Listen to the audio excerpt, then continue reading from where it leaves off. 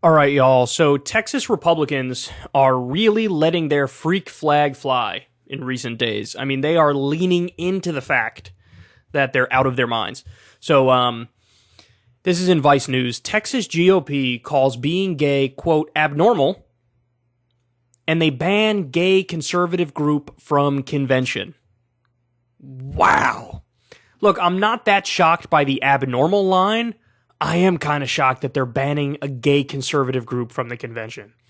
So look, let's address this one by one here. To the abnormal thing, I don't know how you could call something abnormal if it happens in nature.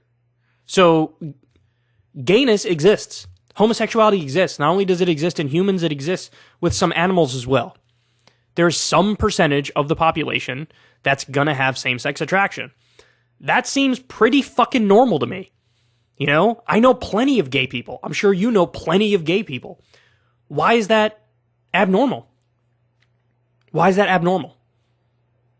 Because it deviates slightly from the majority? It's like, okay, there's plenty of things that deviate slightly from the majority. We don't look at those things and say, well, that's abnormal. If somebody gets, a flavor of ice cream that's no longer as popular as it once was, is that abnormal? Like, oh, I prefer the creamsicle flavor. What? That's very few people enjoy that. Abnormal. There's nothing abnormal about it. It's normal. So that's to that point.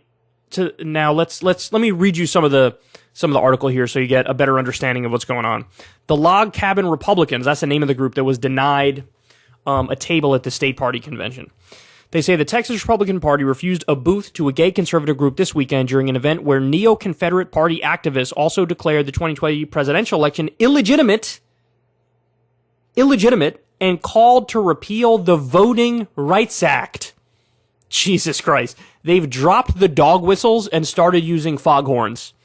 The Log Cabin Republicans, a national group promoting the inclusion of gays and lesbians in the Republican Party, were denied a table at the convention. Log Cabin Republicans President Charles Morin said in a statement last week, quote, "It's clear that inclusion wins, which makes the Texas Republican Party leadership's decision to exclude the Texas Log Cabin Republicans from their convention not just narrow-minded, but politically short-sighted."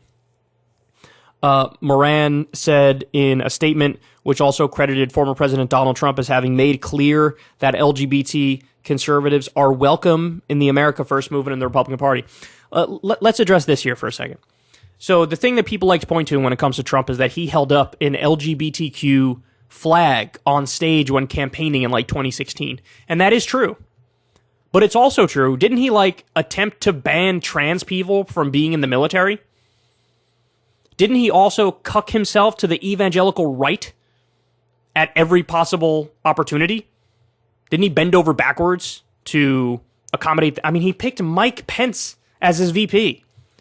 So, yeah, half the time he might signal oh, I'm down with gay people, I'm cool with gay people. I'm sure personally he's got no problem with it. But in terms of his policy agenda, no, it's very different from how the Log Cabin Republicans are portraying it here. Quote, "Losers don't get to change the course of our nation, only winners," Moran said, "and inclusion wins." Moran's group has been denied a table at the convention for at least 2 decades. Wow. So they were never allowed in the Texas Republican Party. That's amazing. Or the Texas Republican Party convention. The Houston Chronicle reported in 2020, but the denial takes on added significance this year as the far right and the mainstream Republican Party have launched a full-throated attack against LGBTQ people, particularly targeting trans people and what they falsely claimed are efforts to groom children by teaching them about inclusivity. The platform adopted by the Texas GOP convention this weekend says that homosexuality is an abnormal lifestyle choice. Oh boy, we're back to the choice thing, guys. Like it's a decade ago. Like the year is 2012. Or actually, in 2012, people were already past this. This is like a 2005 argument or 1998 argument. It's a lifestyle choice. It is not a lifestyle choice to suck dick. The people who do that want to do that shit. It's not a choice. It is it is an innate feeling that they manifest into reality. and says the party opposes all efforts to validate transgender identity. Okay, so now we're at this point. It's no longer, when they're trying to be minding their P's and Q's and they're being less propagandistic, they say, or actually I should say when they're being more propagandistic, they say, oh, no, we just care about the kids. We just care about the kids. This is an instance where they've dropped the whole facade of, no, this is just about the kids. And they say, no, we oppose efforts to validate transgender identity. Really? So even like a 32-year-old person who decides to take hormones and get a sex change and change their gender, you wouldn't even validate that, even if it's an adult and they make the choice, even though, again, choice is a flippant word. I think this is more people just affirming what they already feel and believe, right? But point is, even somebody who's of age has felt like this forever, and they make the decision to manifest that into reality. Even that you're against? So, like, just trans people not allowed to exist, period? Force them to live in a way that's the opposite of how they want? Is that what they're saying? And it sounds like it is. In February, Texas Governor Greg Abbott issued an executive order directing state agencies to investigate parents of trans youth receiving gender-affirming care for child abuse. Jesus, I remember covering that. The family of one transgender boy who attempted to kill himself the same day that Abbott's order came down has sued the state over Abbott's order. Though the log cabin Republicans have existed for more than 40 years as an outlier in conservative politics, the group has followed the lead of the rest of the Republican Party in its renewed attack on LGBTQ rights. I love this.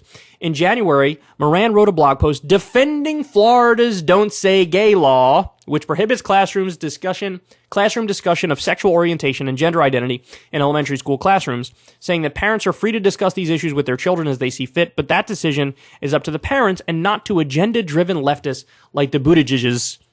That's a hard thing. The Buttigiegs. Yeah, but look, here's the thing. I guess these people would say, there shouldn't be any sex ed class at all. There shouldn't be any basic description of the way the world is. If you're a teacher and you're just describing what is, like, first of all, at a certain point, yes, you should teach the kids sex ed. That has so many benefits, lower rates of STDs, more protected sex when they actually start having sex, etc. It's good to know these things. But, like, it's just, do you not want even basic descriptions of what is? So you're allowed to reference marriage and say, like, a man and a woman, a wife and a husband. You're not allowed to even acknowledge that, hey, sometimes it's a husband and a husband. You're not allowed to say that. Now, let's say sometimes it's a wife and a wife. You're not allowed to say that, but that's just like describing what is. See, that's the thing.